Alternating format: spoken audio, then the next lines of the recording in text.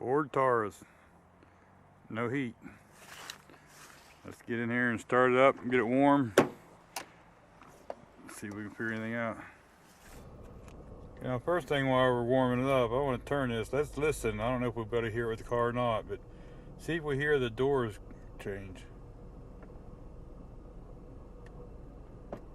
Sure, it did a little bit. I can hear it running. So for right now, we'll say that might be okay. Now there is a possibility that when I go to the heat, it's not pulling it all the way to the heat. But we're gonna let this thing get warm and then I'll bring you back. Now that white box right here is what controls it. And see that little rod down here on the bottom, the silver one? I know that's part of it. I don't know if it's all of it, but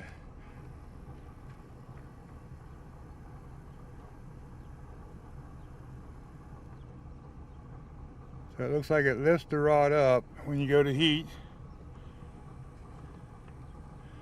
And I'm on the passenger side of the car looking. Huh.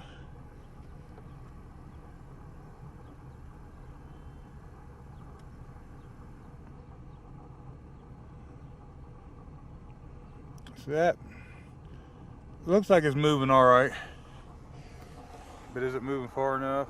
I don't know. We'll have to look and see what else we find. So somebody's been in here before. You look right down there, and yes, this is cam sensor. You look right down there, there's one of them flush kits, and then some stuff been, that insulation's kind of messed up there. Someone's been in there before. This one here, I believe, returned back to the thermostat. And this one over here goes down through there. So I can take the temperature here, okay, with one of these guns.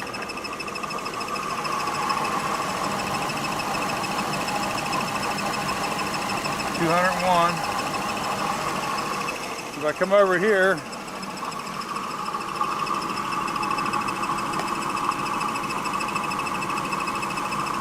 you get 190, 200. So does that mean it's circulating? Not necessarily. And I'll tell you why. I used the bypass.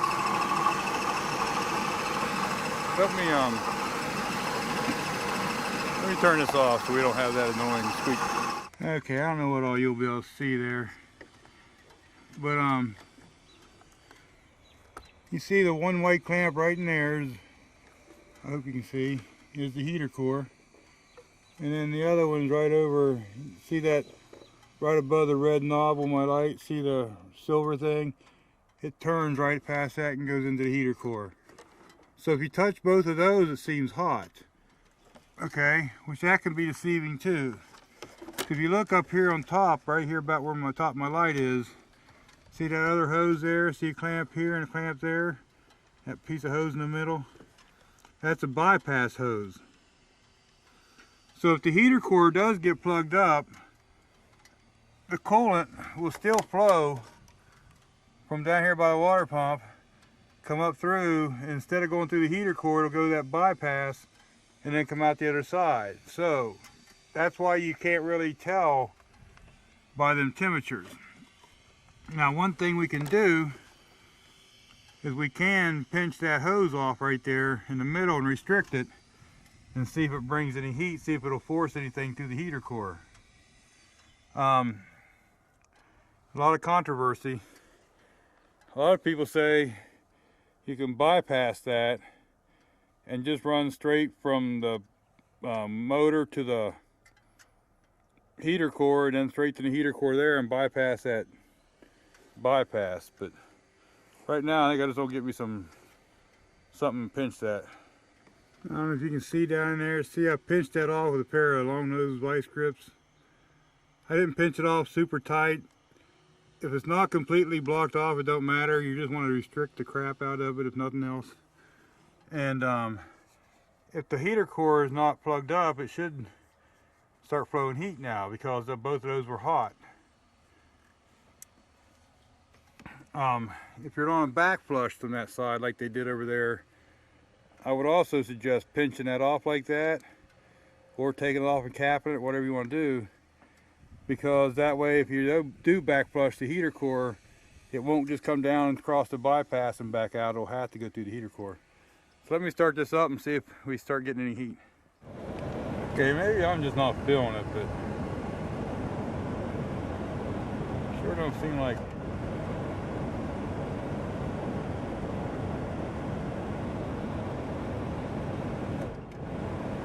Don't seem like I'm getting no air, no place but on defrost.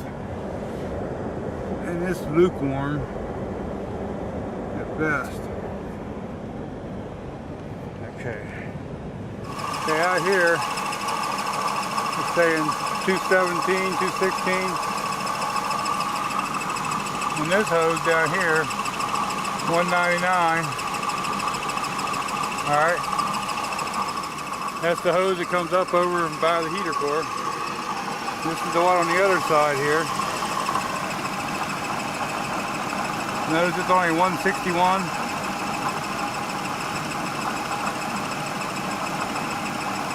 Now, I bet you if I take these vice grips off,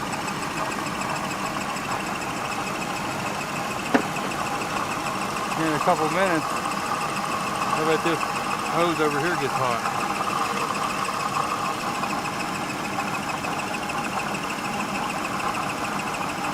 And 67, 9.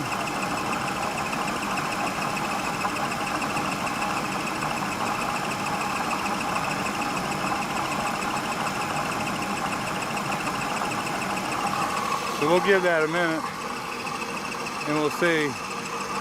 So when I pinched off the bypass, the coolant temperature over here went way down. I'm all the way up to 180 something now. I'm climbing. Be 190 soon. So, is that telling me the heater core's plugged up? That's what I'm assuming, because if I pinch that hose off and force it to try to go through the heater core, this line over here cools off. So, looks like a heater core. Okay, so what I've got here is where I took this hose off. I put on this piece of 3/4 hose, just slid it on there. I put the vice grips back on that hose down there, that bypass hose. If you don't plug that off and you try to flush through there, it's just going to go through the bypass hose if there's any resistance in there at all. I got this side down into a bucket. On this side, they had that piece of flush kit on there. So I took it off up here first, but then I ended up taking it off here. If you don't have that flush already in there, if you just find a plastic barb that'll fit in the hose, you're just putting it together to do this. I mean, it doesn't really, you can put the two hoses together. So now I should be able to take a water hose, and I wish this hose was just a little longer, but I can take a water hose and try to wash them here and see if it comes out the other side. Now if you're going to do this inside, if I wouldn't have got the rubber hose and all in there, I would have put some tin foil or just something just so that I'm not directly going into, I mean, there should be all waterproof, but I would just lay something over this just to shed direct water. So let me get a hose going here and see what's going on. Okay, I'm making a mess. I don't know if anything will come out the other side or not. This should be flushing it backwards, I hope.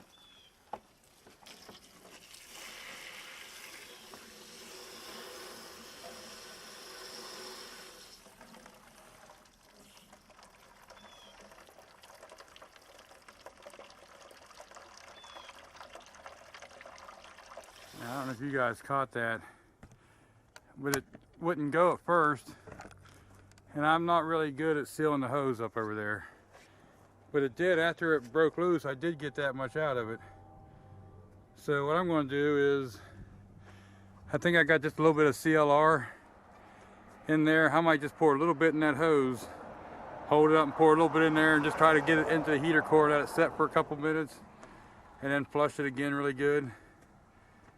I don't know what else I can do here. So what I did, I held this hose here I got up in the air. I put just a wee little bit, 3 or 4 tablespoons maybe of CLR in there. I hate to get too much in there because what happens if it would eat a hole in the, or not a hole, but you know, I guess if the heater core is that bad off, it needs replaced anyway. But I was getting flow through there, and I do think at very first I think I wasn't getting flow. I think it, whatever it was, I think it come loose. But I want to flush this both ways. I'm gonna let the CLR sit in there for about 10 minutes, 5 minutes, 10 minutes, and then I'm going to flush. I poured it in this side, so I'll flush it through that way and do both sides. You know, I mean, I'll flush both ways and run several gallons of water through there just to make sure. I know when I back flushed the other way, I could see some dirt coming out of that hose. Okay, so I've had that in there for a few minutes. I'm going to try to flush this through. It'll come out over there. I'll have to wash that fender off immediately.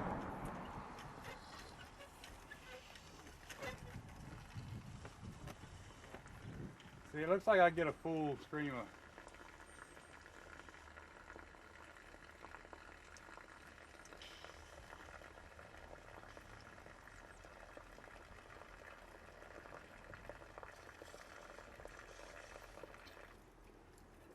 Let's do the other side now a little bit.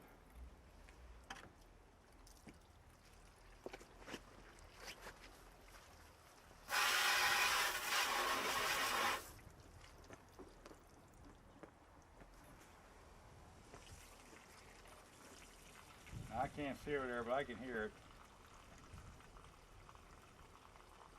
I want to make sure I get all that CLR flushed out.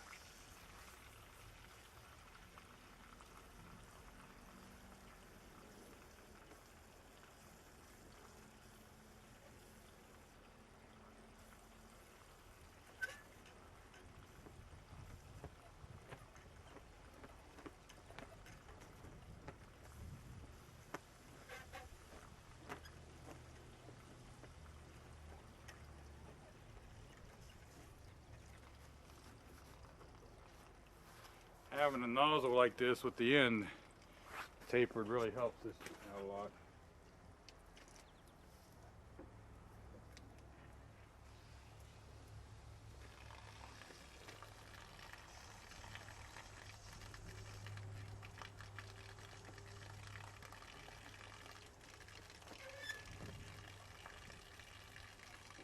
I'll bring you back. I'm just going to do this repeatedly for, and I'll do it 5 or 6 more times each direction.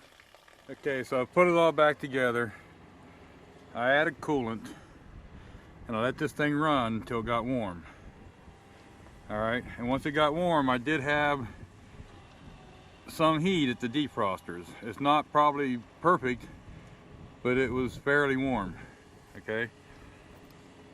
The doors don't work yet. It don't change from defrost to something else. When I seen this hose broken, I assumed that that would fix it, okay? But it didn't. So what I'm going to do again is run this thing a few times, let it heat cycle, and make sure the coolant level doesn't drop, make sure I have no air in the system. But while I'm doing that, I'm going to start investigating my vacuum. I want to make sure that I have vacuum going into the car. Okay, and that way I know if my vacuum problem's out here or inside. This is where I wish I had a smoke machine that I could just puff in there, and if there was a leak, you'd see it.